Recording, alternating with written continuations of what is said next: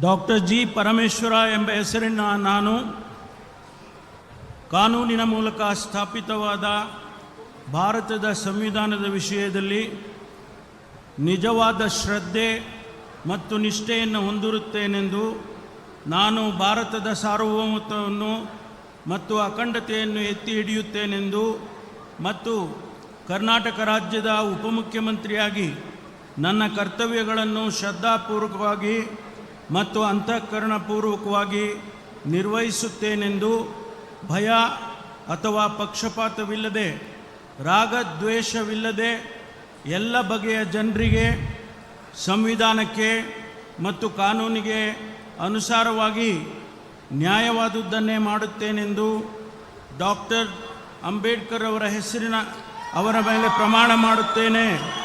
ಶ್ರದ್ಧಾಪೂರ್ವಕವಾಗಿ ಪ್ರತಿಜ್ಞೆ ಮಾಡುತ್ತೇನೆ.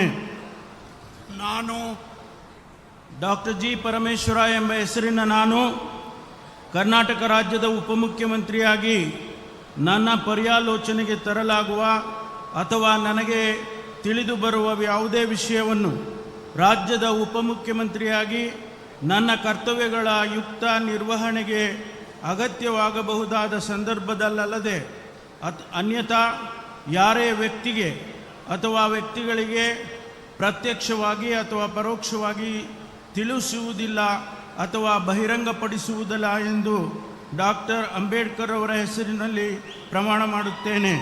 ಶ್ರದ್ಧಾಪೂರ್ವಕವಾಗಿ ಪ್ರತಿಜ್ಞೆ ಮಾಡುತ್ತೇನೆ. ಧನ್ಯವಾದಗಳು ಸರ್. ಮಾನ್ಯ ಉಪಮುಖ್ಯಮಂತ್ರಿಗಳು ಈಗ ಪ್ರಮಾಣ ವಚನ ಸಹಿಯನ್ನು ಮಾಡಲಿದ್ದಾರೆ.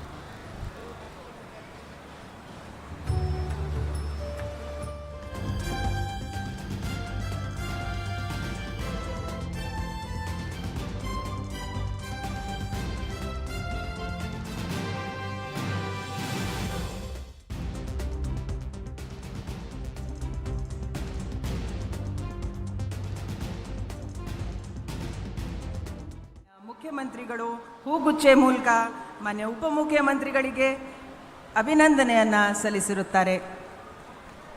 ಸಿಎಂ ಸಾಹೇಬ್.